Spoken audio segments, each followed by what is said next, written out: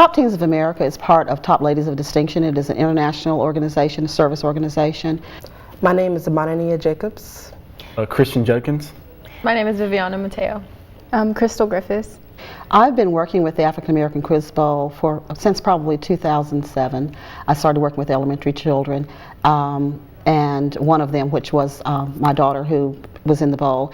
And as the years progressed and she grew up, I thought, well, it'd be great for her to participate as middle school and as high school. So I got involved with the upper grade students as well. The most interesting facts would have to be learning about Miss Ginger Howard. She was a golfer and she turned pro at 17, and that's 1 year younger than me. So she did more in her life than I did. My ultimate goal as a golfer is to become the first African American to win an LPGA event. Ginger Howard from Bradenton, Florida. In 2010, Ginger became the first African American female to compete in the Junior Ryder Cup.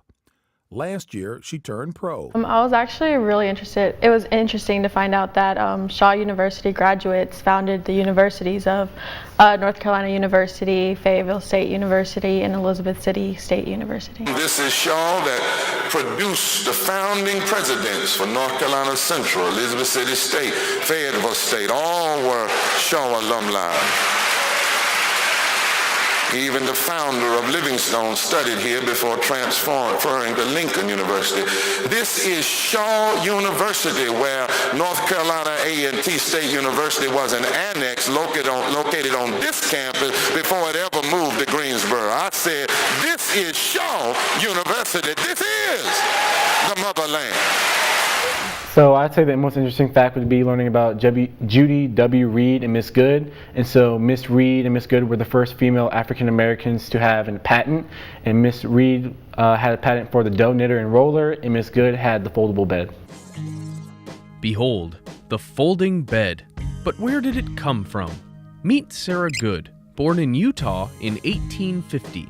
Sarah Good was born into slavery, but she was freed toward the end of the Civil War.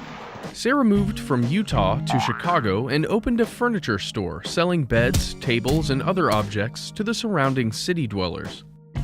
It didn't take long for Sarah to notice that her customers shared a common problem. With all of their other furnishings, these customers just didn't have enough room in their tiny apartments for a full-sized bed.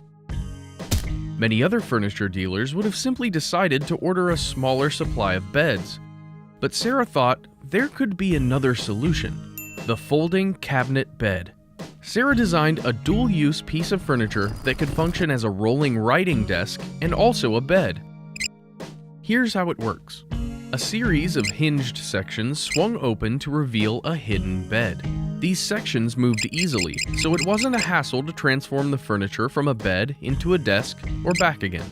It's not hard to see how this invention could be popular with apartment dwellers pressed for space. But Sarah's success didn't stop there.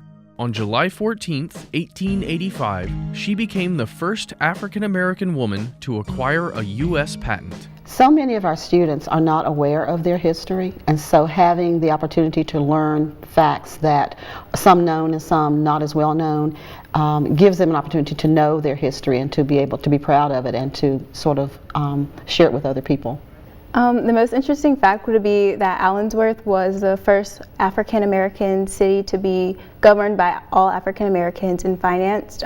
As an African American, that's nice to know that we have that power and authority. A lot of people don't know about it. They just happen to stumble across it going up Corcoran Highway 43. Let me see what this place is about. Just 40 miles north of Bakersfield lies a little town many know little about. On the outskirts of Early Mart, Allensworth was founded by Colonel Allen Allensworth in 1908. Colonel Allensworth, born a slave in 1842 in Louisville, he escaped 20 years later to join the Union Army in the Civil War and later became an Army chaplain and retired as a lieutenant colonel, the first African American to reach the rank. He wanted a place where blacks could live free from discrimination, so he bought 800 acres along the Santa Fe rail line and started the first town in California founded, financed, and governed by African Americans. The